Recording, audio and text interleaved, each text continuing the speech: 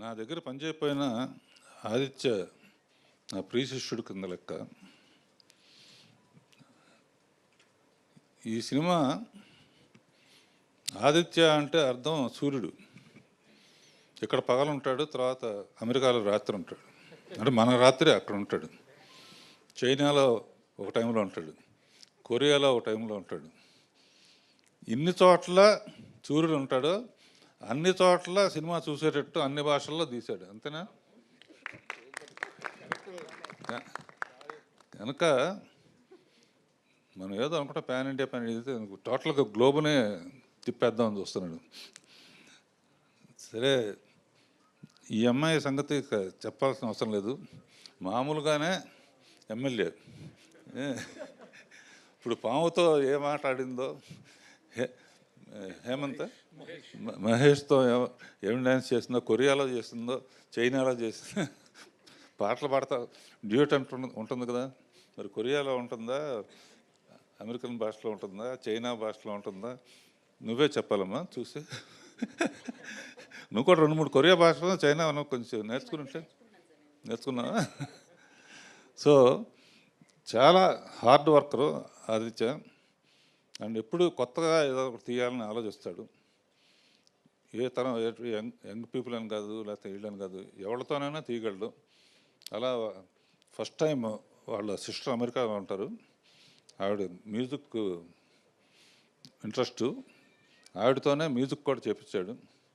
New music director కూడా మనకు వచ్చాడు, న్యూ హీరో మనకు వచ్చాడు. అమెరికాలో సినిమా ఎవరైనా తీయాలనుకుంటే హీరో రెడీగా ఉన్నాడు. సో ఈ సినిమా చూసిన తర్వాతే మాట్లాడాలి. ఆదిత్యతో మాట్లాడుతూ ఉంటే కొంచెం సరదాగా ఉంటుంది. ఈ మధ్య చాలా కాలం ప్రయాణం చేసాం. ఒక నా సౌందర్యలహరిలో నాకు ఇష్టం లేకపోయినా కూడా ఒక మాట అన్నాడు, కానీ మీరు రాజ్ కపూర్ కన్నా గొప్పవాళ్ళండి అన్నాడు. నేను అన్నా ఇంపాసిబుల్, అట్లా చెప్పొద్దు, మహానుభావుడు అన్నా. కాదండి, మరి ఆయన అన్ని తీసినా కూడా ఆయన అన్నమయ్య తీయలేదు కదా అన్నాడు.